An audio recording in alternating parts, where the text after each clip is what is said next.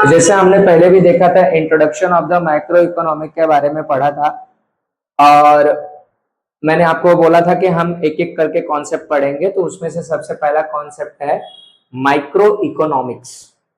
ठीक है, micro economics क्या होता है उसे आप समझने की कोशिश कीजिए। पहले माइक्रो इकोनॉमिक का मीनिंग, डेफिनेशन किताब का अगर याद भी रहे तो भी ठीक है, अगर किसी नोट्स को अगर आप प्रेफर कर रहे हो वो भी याद रहा तो भी ठीक है। अगर इन केस नहीं याद है तो आप क्या कर सकते हैं, देखिए जो मैं यहाँ पे बोर्ड पे लिखा हूँ बस उतना ही आपको थोड़ी सी बातों को ध्यान देना है, और उसके बाद आपका पूरा पॉइंट कवर हो जाएगा मीनिंग का।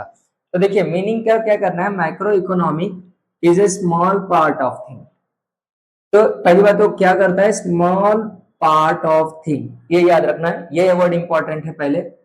दूसरा, deals with small part of a national economic, क्योंकि इकोनॉमिक चैप्टर है तो बट ऑब्वियस वो इकोनॉमिक के बारे में पढ़ेगा, तो इसलिए deals with the small part of a national economic, ये आपका सेकंड इंपॉर्टेंट लाइन हो जाएगा।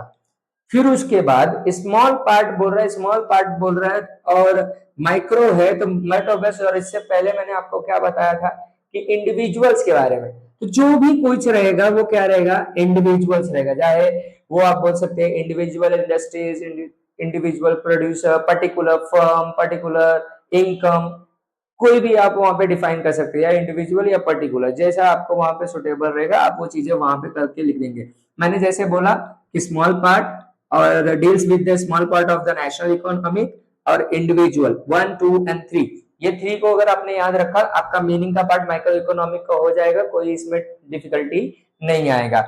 उसके बाद देखिए इकोनॉमिक में डेफिनेशन तो लिखना एकदम अच्छा माना जाता है और लिखना भी चाहिए, उस पर नंबर भी बहुत बढ़िया मिलता है। लेकिन एक चीज का प्रॉब्लम है कि डेफिनेशन को हम लोग मॉडिफाई नहीं कर सकते, क्योंकि वो अकॉर्डिंग टू होता है। तो जिसने ऑलरेडी लिखा है, जिसने बताया है, हमें उसी के हिसाब से चल के वो काम करना रहता है। तो इसीलिए जिसमें आपको वहां पे बहुत है, प्रोफेसर एपी लर्नर है करके शायद से, एक केनिथ बोल्डिंग है जो कि 11th में ऑलरेडी दिया है। यहाँ पे मॉरिस डॉक करके एक पर्सन है, इकोनॉमिस्ट है, उन्होंने अपना डेफिनेशन दिया। तो ये बहुत इजी डेफिनेशन है, जहां जिसे आप याद कर सकते हो, काफी बढ़िया तरीके से इसे याद रखा जा सकता है। करना कुछ नहीं है, आप पहली बार लिख किसके बारे में रहे हैं, माइक्रो इकोनॉमिक के बारे में लिख रहे हैं। तो micro economic is an fact and microscopic study of the economic.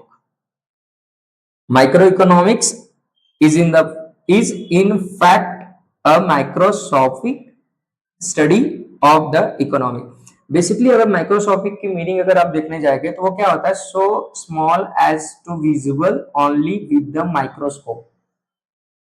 ये पर्टिकुलरली अगर उसके मीनिंग की बात की जाए, लेकिन अगर इसे इकोनॉमिक की बात की जाए तो इकोनॉमिक में भी उसको इंप्लीमेंट इसी तरीके से किया है, क्योंकि आप बोलोगे क्यों किया गया, देखो माइक्रो और माइक्रो का मतलब अभी हमने थोड़ी देर पहले पढ़ा था, क्या बोलते हैं, स्मॉल पार्ट। जो स्मॉल पार्ट रहेगा उसके बारे में स्टडी करना, ये चीजें होती हैं।